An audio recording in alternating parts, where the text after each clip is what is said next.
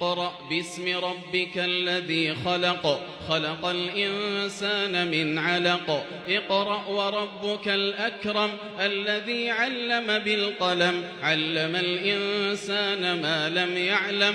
كلا إن الإنسان ليطغى أن رآه استغنى إن إلى ربك الرجعى.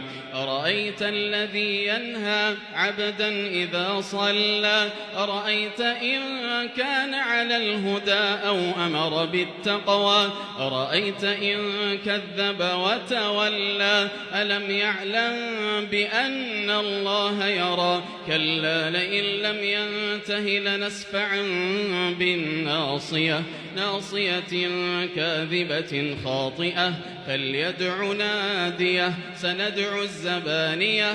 كلا لا تطعه واسجد واقترب.